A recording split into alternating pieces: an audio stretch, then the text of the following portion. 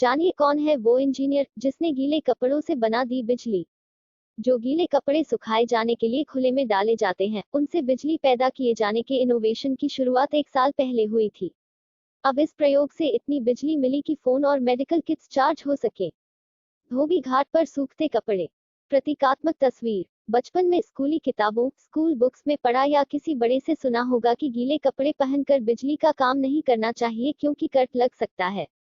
गीले कपड़े बिजली के बेहतर सुचालक कंडक्टर होते हैं। इस बात को हिदायत नहीं बल्कि थ्योरी के तौर पर समझकर त्रिपुरा के एक इंजीनियर, इलेक्ट्रिकल इंजीनियर ने नया कारनामा कर दिया।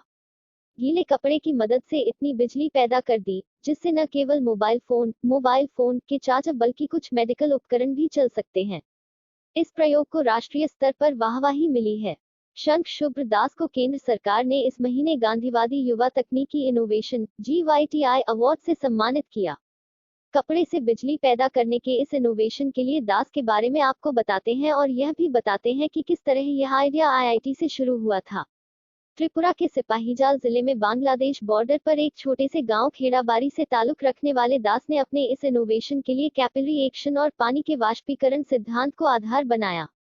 दास ने इस प्रयोग के लिए एक कपड़े को एक खास ढंग से काटा जिसे प्लास्टिक के स्ट्रॉ के भीतर डाला जा सकता था।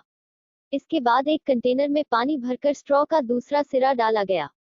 इसके साथ ही तांबे के इलेक्ट्रोडों को स्ट्रॉ के दोनों सिरों से जोड़ा ताकि वोल्टेज मिल सके। कैपिलरी एक्शन के चलते इस प्रयोग से 700 मिलीवोल्ट पैदा होना दर्ज किया गया। हालांकि इतनी बिजली से इलेक्ट्रिकल उपकरणों को चार्ज करना संभव नहीं था, इसलिए दास और उनकी टीम ने इस प्रयोग में करीब 30 से 40 और उपकरणों को जोड़कर बिजली पैदा करने की ठानी। IIT खड़गपुर में पिछले साल हुए प्रयोग में गीले कपड़ों से बिजली पैदा की गई थी। इस प्रयोग के बाद करीब 12 वोल्ट बिजली पैदा हो सकी, जिससे मोबाइल फोन के चार्जर के साथ ही एक छोटा LED बल्ब और हीमोग्लोबिन व ग्लूकोज टेस्टिंग किट आदि को चार्ज किया जा सकता था। यह एक फन प्रोजेक्ट है।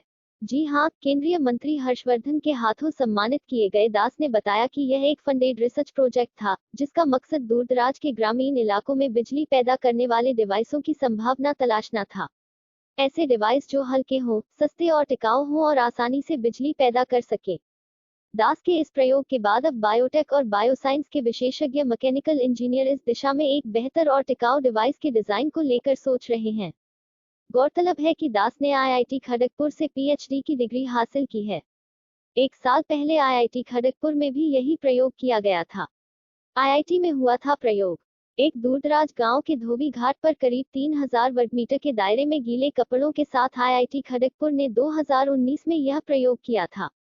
कमर्शियल सुपर कैपेसिटर को कनेक्ट कर तब करीब 10 वोल्ट बिजली पैदा हुई थी, जिससे एक सामान्य LED 1 घंटे तक जल सकता था। तब इस रिसर्च में शामिल प्रोफेसर सुमन चक्रवर्ती ने कहा था कि खुले में जो गीले कपड़े सुखाने के लिए डाले जाते हैं, उनसे बिजली पैदा होने की संभावना का यह प्रयोग वाकई महत्वपूर्ण है।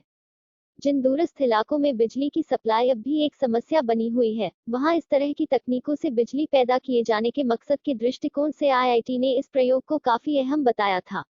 तभी से इस तरह के प्रयोगों को और किफायती और बेहतर ढंग से किए जाने की दिशा में शोध और रिसर्च जारी है।